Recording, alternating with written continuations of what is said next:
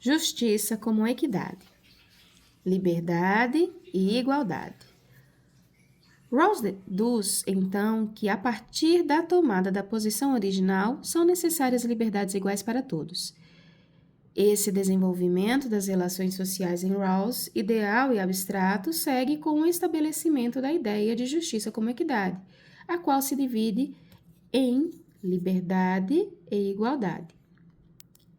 O raciocínio inicial é que, estando na posição original e se pensando em como seria uma nova e ideal sociedade, seria imprescindível para as pessoas desfrutarem de liberdade para buscar suas realizações individuais, bem como para competir entre si de uma forma justa. Em outros termos, qualquer sociedade justa necessariamente tem de se basear na liberdade para que seus indivíduos possam lutar contra a escassez da vida de forma equânime.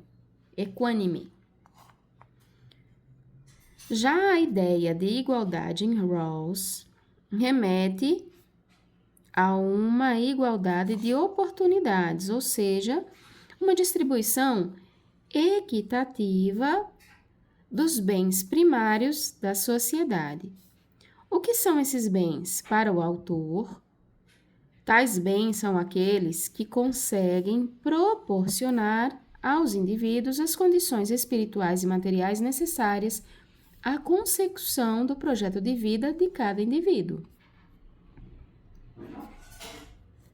Os bens primários são as riquezas produzidas por todos e que, por isso, o acesso a eles não deve ser mediado pelo trabalho remunerado. Rawls nunca apresentou uma lista taxativa de quais seriam esses bens, mas alguns exemplos são educação, cultura, lazer, alimentação, saúde, etc. Em sua obra A Teoria da Justiça, o autor menciona alguns bens que considera como bens primários. 1. Direitos subjetivos e liberdades. 2. Oportunidades. 3. Renda ou riqueza. 4. Respeito ao próximo. Aliás, respeito ao próximo não. Respeito próprio. Respeito próprio. Por sua vez, em Liberalismo Político, o autor detalha com maior clareza quais seriam esses bens primários. A. Liberdade de circulação e livre escolha de ocupação em face de um quadro de oportunidades plurais. B. Poderes e prerrogativa de cargos e posições de responsabilidade nas instituições políticas e econômicas da estrutura básica da sociedade. C. Rendimento e riqueza. D. As bases sociais do respeito próprio. Utilizando uma metáfora para atender o pensamento de Rawls, a disputa da vida em sociedade poderia ser representada por uma corrida, na qual as regras seriam previamente estabelecidas pelos competidores. Nesta corrida, estando todos ainda na linha de partida, posição original, certamente estabeleceriam como regras básicas para todos os competidores que 1. Todos teriam de ser livres para disputar, não sendo justificável, por exemplo, que alguns estejam acorrentados à linha inicial, princípio da liberdade. 2. Bem como todos os competidores acordariam ter as mesmas condições e oportunidades, não sendo justificável que uns disputem uma corrida de 100 metros rasos, enquanto outros estejam em uma raia com obstáculos, pois somente assim haveria uma disputa justa, princípio da igualdade. As imagens levam às reflexões, né? As imagens abaixo são ilustrativas. As imagens levam às reflexões. Qual das duas imagens reflete o atual cenário social? Qual das duas preserva a liberdade e a igualdade? Não obstante isso, por evidente, Rawls não defende uma igualdade absoluta, mas uma igualdade inicial de oportunidades, sendo possíveis diferenças a partir desse mínimo que decorram das habilidades pessoais de cada um. Essa possibilidade de discriminações justificáveis é chamada de princípio da diferença. Assim, nesses dois ramos, a estrutura básica da sociedade deveria se organizar a partir de dois grandes princípios de justiça elencados pelo autor.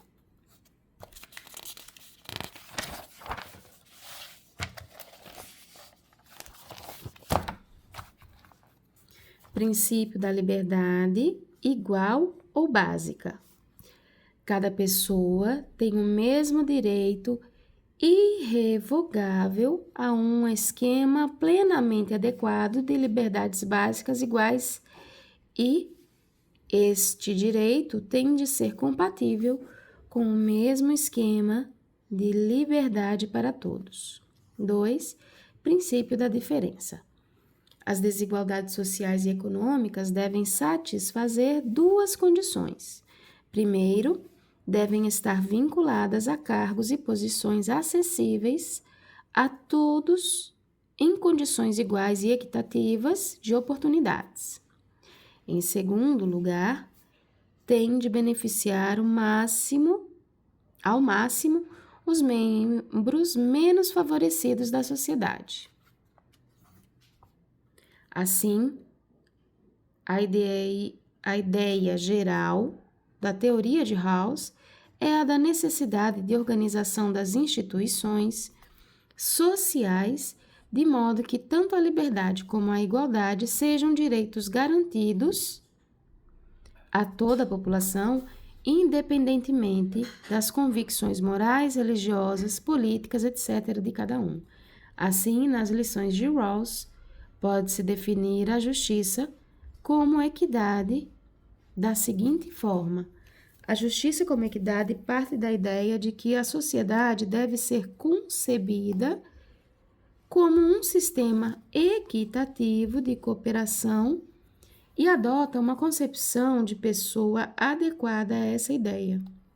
Desde os gregos, na filosofia como no direito, o conceito de pessoa foi entendido como o conceito de alguém que pode participar da vida social ou nela desempenhar um papel e que, portanto, pode exercer e respeitar os vários direitos e deveres a ela inerentes. Desse modo, dizemos que uma pessoa é alguém que pode ser um cidadão, isto é, um membro plenamente cooperativo da sociedade ao longo de uma vida completa.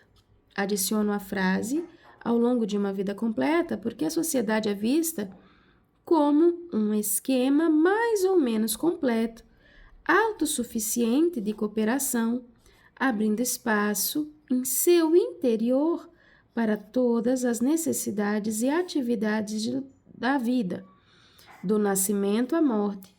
Uma sociedade não é uma associação para finalidades mais limitadas.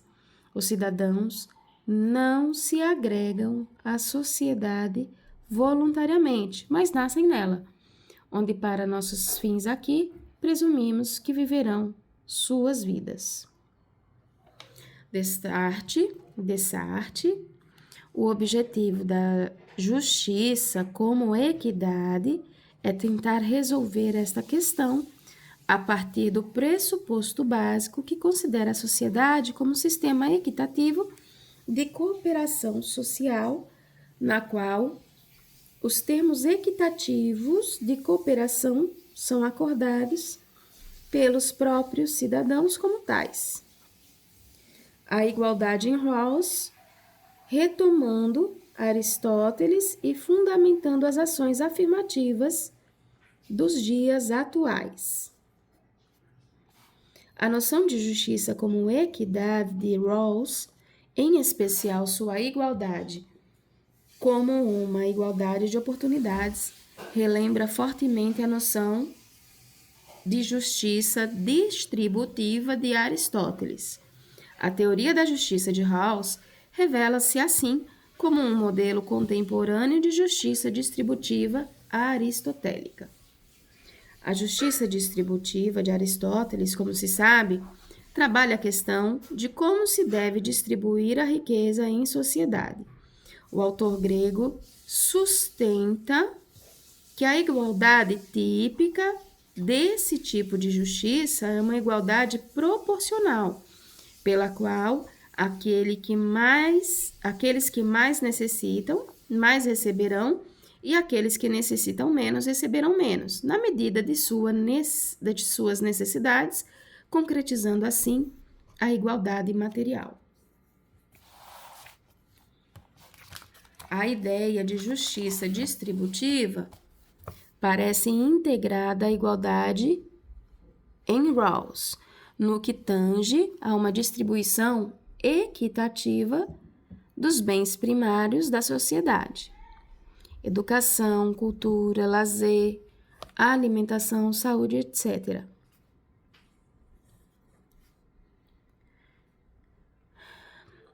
Essas noções de igualdade em Aristóteles e Rawls são muito importantes aos dias atuais, em particular por fundamentar as ações afirmativas, também chamadas de cotas ou discriminações positivas.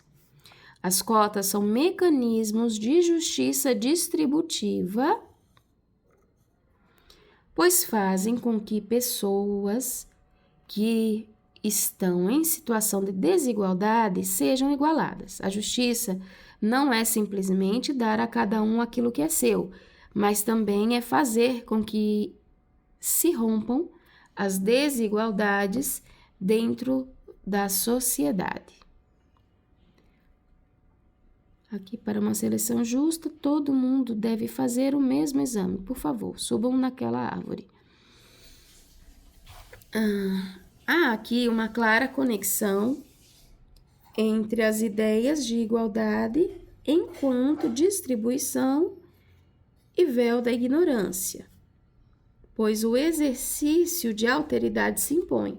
Será que aqueles que têm mais bens primários, caso estivessem na posição dos que menos têm, achariam equilibrada a atual divisão social de recursos?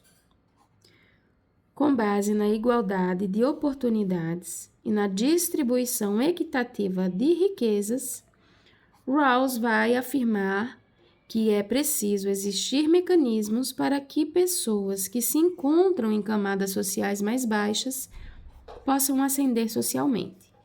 Eis a fundamentação contemporânea das ações afirmativas, como formas de garantir as citadas oportunidades de distribuição de riquezas. O STF, no julgamento da arguição de descumprimento fundamental, a DPF 186, centrou-se na questão de saber se os programas de ação afirmativa que estabelecem um sistema de reserva de vagas para acesso ao ensino superior estão ou não em consonância com a Constituição Federal. No referido julgamento, restou claro a busca pelo significado da justiça distributiva e sua aplicabilidade no caso, uma vez que é possível a transformação do direito, a isonomia, em igualdade de possibilidades, sobretudo no tocante a uma participação equitativa nos bens sociais. Rawls foi citado expressamente no voto do ministro relator Ricardo Lewandowski, sendo a noção de igualdade aqui trabalhada clara no seguinte trecho.